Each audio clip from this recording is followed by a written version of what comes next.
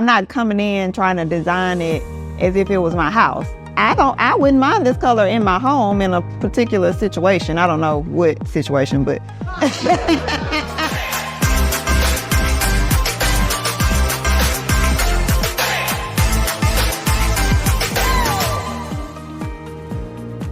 The first thing you want to do when you're coming in is demo everything out, trash the house, and make sure you know what you want to get out and what you're going to save.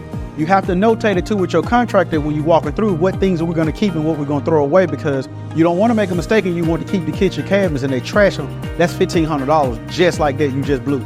So also understand what can I save. So before I demo, I'm going through, I may change the face of the kitchen cabinets but keep the box. Just make sure you're using good common sense. If you were living here, would you pay the price you want for the house, and would you accept this? It's that simple. So if you seen the tile painted, would you pay $350,000 for a house that got tile that's painted in the restroom? You probably would. That's right. But don't think because it's your house now, somebody else gonna pay it for you, but you would pay it for your own self. Just think in that same manner when you're doing renovations, and you won't mess up a lot. And I do recommend that at some point, if you are like really getting in the houses and moving walls, get a structural engineer so you don't tear nothing up.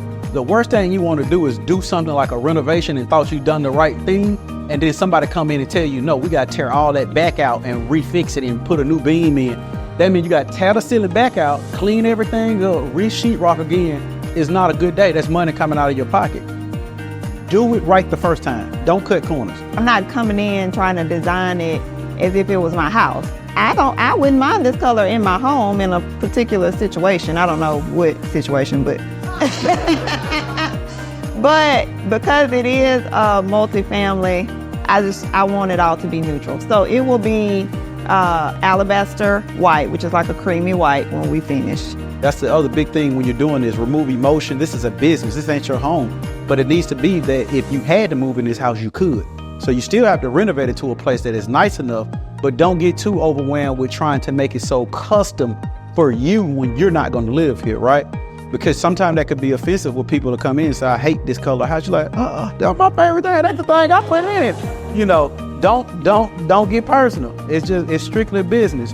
After you do your demo and get your second material list, part of what's going to be on that second material list is that's when you do your rough end. What is a rough end?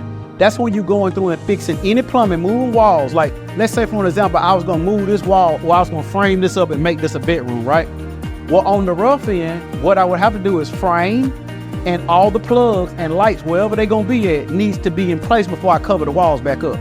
If I'm gonna put insulation in the wall, all of that type of stuff, like, and you need to Google that, and we'll talk on the class online, but your rough end is what you would do next. Soon as you demo, you start putting stuff back where it needs to be first. Don't start closing up the walls and lining up the sheetrock, guys. That's not what you wanna do.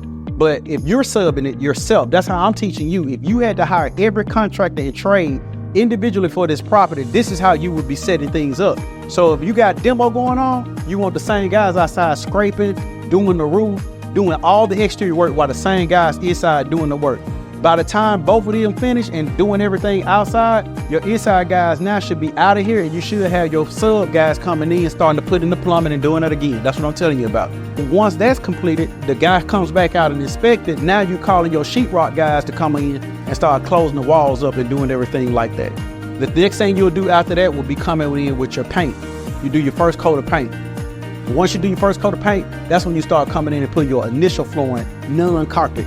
They skim to sand everything. You put all your hardwood floors and then cover it down with plastic. Now, if you're doing hardwood, they can install the hardwoods, sand a one coat, and then cover them up. Don't do the final coat till everything finished. Final coat and carpet comes in at the end, okay? And typically, if you're doing your landscaping, sometime I'll have my plants and stuff put in at the end. I would have still went on outside and snatched all the old stuff out, cleaned and cut the grass, and got it open so I can see what I'm working with. But then after that, I'll come in at the very last before, we stage and doing all that stuff. I'll come in with my landscape and say, start planting the plants. Now we get ready to, close it out. If you're trying to stay on point and it's gonna look like the TV show for real. It's 17 people here moving around amongst each other just like that. But you gotta have the right ones. You can't have, two wrong subs at the same time in here. You wanna then get it inspected again while they still kind of doing some little last minute touch ups. You take that inspection report, give it to your contractors. If you the plumber, hey, this came up on the plumbing report. You the electrical, this came up on the electrical report. You my roofer, This came up on the roofing report. Everybody need to finish that before you give them their last check. They're doing the rough end right now, and this is different on this one. I would have normally been having another set outside, painting the exterior, fixing wood, and doing deck work at the same time while I got people in here doing this. In a perfect world, if you were running it yourself. If it's your general contractor, they're going to handle it the way they're going to handle it. I don't care who's doing it. You come over here and check your job as much as you need to, I'm telling you. But my point is, if you're doing it yourself and subbing everybody, it's a lot of more work. You save some money, but you better know how to cadence. I do recommend getting a general on the front end and probably having a few subs to do like HVAC and things like that. Get you a person who can just handle it all. It'll be a lot easier for you. But I want you to know, if you had to, you could strap your own boots up and go in and show them like I can do this myself too if I have to. So next he'll be closing these up, smoothing and sanding, and getting ready to start painting. Because we ain't finna paint and get to all this done, right? So once that's done, and see, he starts to get ready to close up this wall and he sprays, what would you do next? This is where you put your flooring down, remember? We would do our first set of little flooring if we're doing non-carpet, and then have it covered up. And then they can come back and do the second touch up, but that flooring is already down. And the reason you want to do flooring most of the time, you're putting in new cabinets and new vanities, you want the cabinets to sit on top of it. You don't want to butt the floor up to your cabinet. You can't set a toilet and then cut around the toilet. You know, then the back of the toilet ain't got no tile. That stuff right there be looking bad. But my point is, in this right now, you're going to go in, close this up.